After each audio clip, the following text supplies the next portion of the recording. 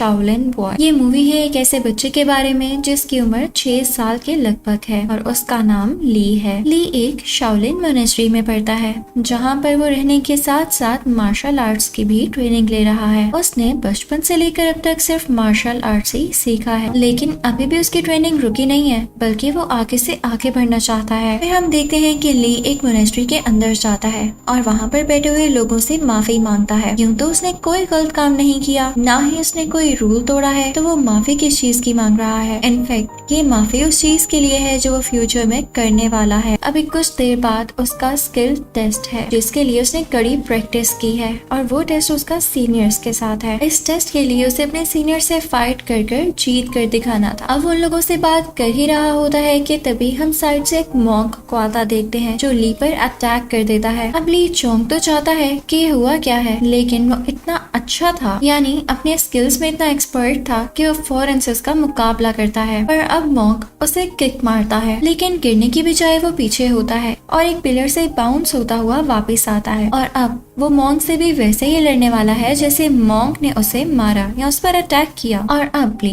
उन पे काफी ज्यादा किक्स मारता है, जिसके बाद मॉन्क काफी ज्यादा वीक फील करने लग जाता है। और यहाँ पर ली की किसी तरह से जीत हो चुकी थी, क्योंकि मॉन्क को हराना कोई आसान काम थोड़ी है। और तो ली उस मॉन्क को एक बास्केट में भी कैद कर देता है। अब फिर उसका सामना होता है एक ऐसे मॉन्क से जो कि और भी ज्यादा स्ट्रॉन्ग था और उन्होंने दोनों हाथों में स्वर्ड्स पकड़ रखी थी। लेकिन ली के पास चूंकि सिर्फ एक स्टिक थी तो उसे स्टिक से उस मॉन्क का मुकाबला करता है, लेकिन उस मॉन्क को भी हरा देता है। अब जब बारी आती है वहाँ पर खड़े तीसरे मॉन्क की, तो ली उसकी तरफ बढ़ने लग जाता है। पर वो तीसरा मॉन्क ये नहीं चाहता था कि ली आते ही उस पर अटैक कर दे, तो अपने स्किल्स का यूज करते हुए एक मिरर के जरिए यानी एक मिरर के थ्रू ली को ब्लाइंड कर देता है, जिससे उसे नजर न आए और वो पहला अटैक मॉन्क पर ना कर सके। अब वो मॉन्क उस पर अटैक करने ही वाला होता है कि ली तभी स्लाइड करता हुआ आता है और उस पर अटैक कर देता है। और अब यहाँ पर जीत होती है ली की। ली ने ये प्रूव कर दिया था कि वो जिसको चाहे हरा सकता है, क्योंकि उसके पास काफी कूल स्किल्स हैं। उसके बाद ली उस मोनेस्ट्री से बाहर आ जाता है। अब इस फाइट का असर ये होता है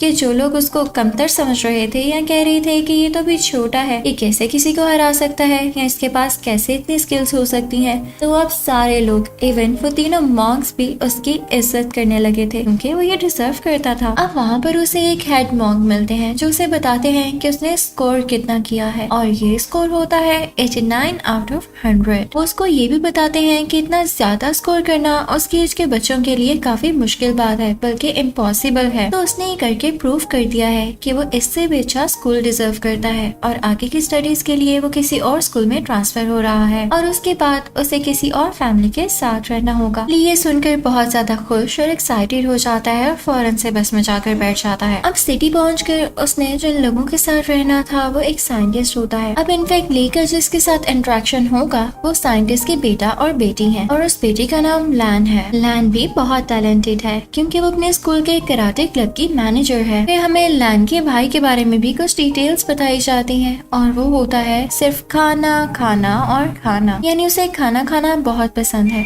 फिर हम देखते हैं कि लैन को अपने फादर की कॉल आती है, लेकिन ऐसे लग रहा था जैसे अपने फादर से नाराज है क्योंकि वो काफी अरसे से उनके घर नहीं आए, यानी अपने घर वापस नहीं आए। अब यहाँ पर साइंटिस्ट यानी लैन के फादर अपनी बेटी से कहते हैं कि मैं जल्द आऊंगा, अब तुमने उदास नहीं होना। साथ ही साथ वो अपनी बेटी को ये भी बताते हैं कि वो किस पर काम कर रहे हैं। इनफैक्ट वो एक ऐसी डिवाइस थी जो कि बहुत अच्छी थी, उसके बहुत से फायदे थे और उसको कुछ गैंगस्टर्स भी हासिल करना चाहते थे। तो यहाँ पर साइंटिस्ट अपनी बेटी से कहते हैं कि मैंने तुम्हें एक गिफ्ट भेजा है, वो खोल कर देखो। अब यहाँ पर हमें पता चलता है कि उस गिफ्ट में वही डिवाइस है और साइंटिस्ट ने ऐसा इसलिए किया होता है, यानी ये डिवाइस ऐसे गिफ्ट अपनी बेटी को इसलिए भेजी होती है कि वो सारे गैंगस्टर्स से बची रहे। तभी हम देखते हैं कि लैन के घर की डोरबेल होती है। वो जब जाते हैं और देखते हैं तो वहाँ पर कोई और नहीं बल्कि ली ही होता है। वो उसको देख के काफी एक्साइटेड हो जाते हैं और ये भूल ही जाते हैं कि वो अपने फादर से बात कर रहे हैं और हमें वीडियो कॉल के दूसरी तरफ काफी अजीब सीन देखने को मिलता है और साइंटिस्ट के पास गैंगस्टर्स आ चुके थे। वो उनसे उस डिवाइस के बारे में पूछते हैं तो साइंटिस्ट आगे से कहते हैं कि वो किसी डिवाइस को नहीं जानते। साइंटिस्ट कहते हैं कि वो तो ऐसी किसी डिवाइस पर काम तक नहीं कर रहे हैं।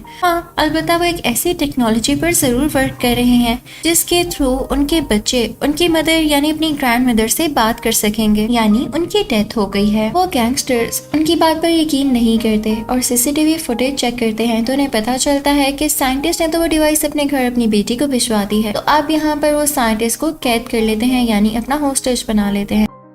अब उधर हम लैन को देखते हैं जो कि अपना गिफ्ट खोल रही है। जब लैन वो गिफ्ट ओपन करती है तो उसके अंदर से पांडा की चेन निकलता है। वो जैसे ही उसे टच करती है तो उस की चेन पर आ रहा होता है कि न्यू पासवर्ड। लैन पूछने लग जाती है कि कैसा पासवर्ड। उसे कुछ समझ नहीं आ रहा होता और वो काफी थक भी चुकी थी तो उसे संभाल कर सो जाती है। अब हमें अगली सुबह का सीन दिखाया जाता है जब लैन और ली एक साथ स्कूल जा रहे होते हैं और लैन ने वो कीचेन अपने बैग के साथ लटकाया होता है। अब गैंगस्टर्स उन पर काफी देर से नजर रखे हुए थे तो उन्हें पता चल जाता है कि ये वही डिवाइस है जो साइंटिस्ट जिस पर काम कर रहे थे। तो वो लैन के बैग से वो डिवाइस यानी वो कीचेन उतार कर भाग जाते हैं। पर ली ने ये देख लिया था और वो ऐसे कैसे इस डिवाइस को उनके हाथ लगने दे सकता था। तो वो बहुत सारी बैक फ्लिप्स लगाता है और उन गैंगस्टर्स तक पहुंच जाता है। अब वहाँ खड़ा फैंग ये सब देख के काफी ज्यादा खुश होता है कि ली तो कितना स्किल्ड है। अब वो दोनों मिलकर गैंगस्टर्स को मजा चुकाते हैं और उनसे वो कीचेन वापस ले लेते हैं और उनकी काफी पिटाई भी करते हैं। लेकिन गैंगस्टर उनसे वो कीचेन दोबारा से छीन लेते हैं। लगता है कि उनका पिटने का दोबारा से दिल कर रहा है। पर इससे पहले कि वो गैंगस्टर भाग पाता सारे बच्चे गार्बेज बिन लेकर आते हैं और गैंगस्टर उसमें कूद जाता है क्योंकि उसके पास और कोई रास्ता ही नहीं बचा था आगे। और अब उन्होंने उस कीचेन को वापस से हासिल कर लिया था। अब सारे बच्चे ये देख के काफी हैरान होते हैं कि ली तो एक छोटा सा बच्चा है और कैसे वो इतना स्किल्ड है। तो सब उसकी तारीफ करने लगते हैं। अब एक अनाउंसमेंट होती है कि क्लास में सिर्फ वही बच्चा आगे जा पाएगा जिसका फिटनेस टेस्ट मुकम्मल होगा, यानी जो हेल्थ में और फिटनेस में बिल्कुल ठीक होगा। अब सारे बच्चे सोच रहे थे कि ठीक है वो फिट भी हैं और जो भी उनको टास्क दिया जाएगा वो कर लेंगे। लेकिन यहाँ पर लैन का भाई काफी परेशान होता है क्योंकि वो इतना खाता था और उसकी वजह से उसकी हेल्थ काफी ज्यादा हो चुकी थी, यानी उसका वेट भी काफी ज्यादा हो चुका था। तो वो सोच रहा था कि कहीं मैं पीछे न रह जाऊं। अब कुछ देर बाद उनके जिम मास्टर सामने आते हैं। अब वहाँ आकर जिम मास्टर उनसे कहते हैं कि आप लोगों की एक रेस होगी, आप लोगों को एक लिमिटेड टाइम में 100 मीटर तक दौड़कर जाना होगा। अब सारे बच्चे तो ये पूरा करने लगते हैं लेकिन जो ले होता है वो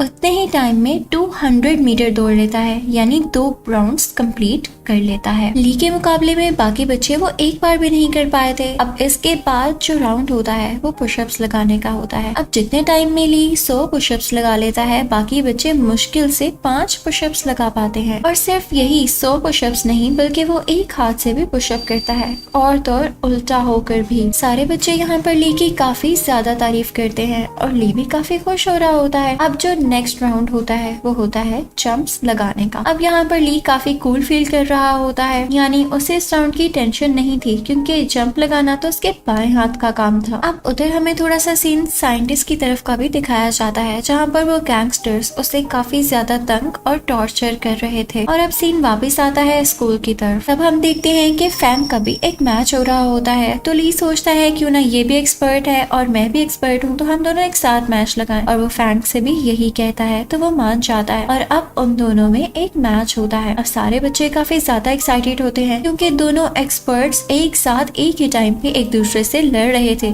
तो ये देखने के लिए सारे काफी क्यूरियस थे कि कौन जीतता है। सारे अपनी जगह से उठकर आगे आ गए थे। अब इसी दौरान गैंगस्टर्स के लिए ये अच्छा मौका था तो वो उस की चेन को दोबारा से चुरा सकें, उसे हासिल कर सकें क्योंकि सबकी अटेंशन तो उन दोनों के मैच की तरफ थी। अब वो भी गैंगस्टर्स नीचे आ जाते हैं और उस की चेन को उतारने की, उसको अलग करने की कोशिश करते हैं पर वो स्टक हो चुका था। अब उधर जब ली और फैंग का मैच हो रहा होता है तो पहले तो वो एक दूसरे के अगेंस्ट डिफेंस कर रहे थे, यानी खुद को बचा रहे थे। और जैसे ही वो राउंड आता है कि उन्होंने एक दूसरे पर अटैक करना था तो दोनों ही एक दूसरे के रिस्पेक्ट में वो अटैक करने से मना कर देते हैं और मैच ड्रॉ हो जाता है। तब सारी ऑडियंस और सारे बच्चों की अटेंशन उस तरफ हो जाती है जहाँ पर वो गैंगस्टर्स उस कीचेन को चुराने की कोशिश कर रहे हैं। तो जैसे ही ली और फैंग ये देखते हैं तो फौरन सब कुछ छोड़ छाड़ के उस तरफ बढ़ते हैं। पर वो गैंगस्टर्स एक लड़की को होस्टेज बना लेते हैं और उन्हें ब्लैकमेल करते हुए वो कीचेन अपने साथ ले जाते हैं। अब लैन प्रिंसिपल ऑफिस जाती है और वहाँ पर पुलिस को इन्फॉर्म करती है कि उसकी डिवाइस चोरी हो चुकी है। तो पुलिस उनसे कहती है कि आप लोग परेशान नहीं हो, हम आपको आपकी डिवाइस वापस दिलाएंगे।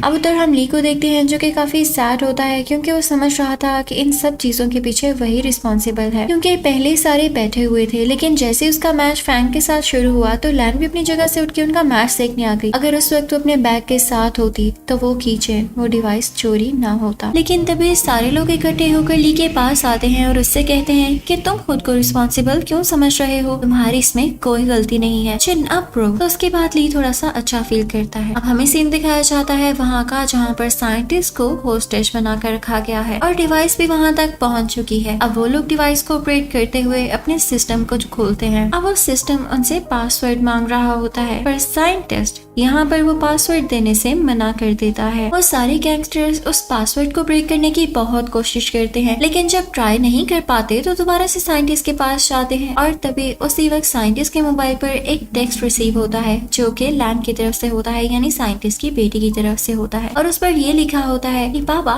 कल मेरी बर्थडे है, मैं आपका इंतजार करूंगी। अब यहाँ पर गैंगस्टर को अच्छा मौका मिल जाता है। इस चीज से फायदा उठाते हुए साइंटिस्ट को ब्लैकमेल करता है और कहता है कि तुम्हारी बेटी की बर्थडे है ना कल, तुम तो वहाँ नहीं जा सकोगे लेकिन हाँ मैं जरूर जाऊंगा और आगे की बात तुम्हें पता है। अब अगले रोज हम देखते हैं कि लैन की बर्थडे होती है और वो अपने घर में तैयार हो रही होती है और बाकी सारे बच्चे उसका बर्थडे प्रेजेंट लेने गए होते हैं। तभी लैन को अपने मोबाइल फोन पर एक टेक्स्ट रिसीव होता है जो कि उसके फादर की तरफ से होता है और वो अपनी बेटी से कह रहे होते हैं कि बेटा बाहर आओ, मैं तुम्हारा इंतजार कर रहा हूँ। अब लैन ये पढ़कर काफी खुश हो जाती है और वो बाहर जाती है। लैन जैसे ही बाहर जाती है तो उसके फादर नहीं बल्कि गैंगस्टर्स थे जो उसे किडनैप करने आए थे, उसे अपने साथ ले जाते हैं। लेकिन तभी वहाँ पर सारे बच्चे आ जाते हैं और देखते हैं कि गैंगस्टर्स उन्हें अपने साथ लेकर जा रहे हैं यानी लैन को। तो वो सारे बच्चे अपनी बाइसाइकिल्स पर उसका पीछा करने लगते हैं। अब वो सारे बच्चे उसका पीछा करते करते साइंटिस्ट की लैब तक आ जाते हैं। अब वहाँ पर गैंगस्टर्स होते हैं, उन्होंने लैन की गर्दन पर छुरी रखी होती है। वो साइंटिस्ट को ब्लैकमेल कर रहे होते हैं। अब साइंटिस्ट को तो पासवर्ड नहीं पता होता क्योंकि उन्होंने वो डिवाइस अपनी बेटी को एज ए गिफ्ट भेजी थी और जब फर्स्ट टाइम लैन ने उस डिवाइस को ऑन किया था तो उसी डिवाइस ने उसी से पासवर्ड मांगा था, यानी अब ये लैन ही ये पासवर्ड क्रैक कर सकती है। तो सारे के सारे गैंगस्टर्स अब लैन के पास आते हैं और उससे वो पासवर्ड पूछते हैं। पर अब जब वो लैन से पूछते हैं तो लैन आके से कहती है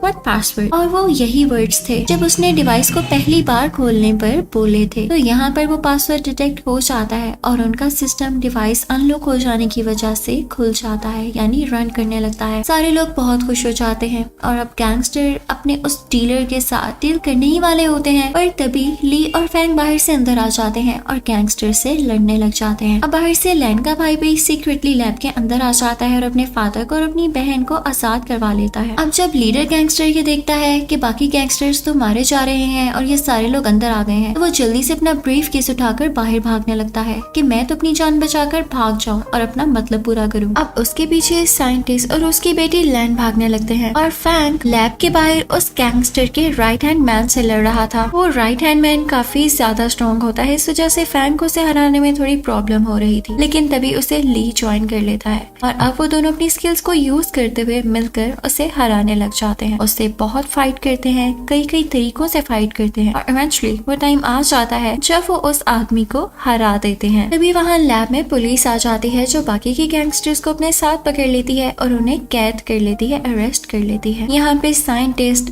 लैन, ली और बाकी सारे लोगों की जीत हो चुकी थी और बच्चों को उनकी ब्रेवरी के लिए, उनके इस हिम्मत करने वाले काम के लिए ब्रेवरी अवार्ड दिया जाता है। ये मूवी यहीं पर एंड हो जाती है।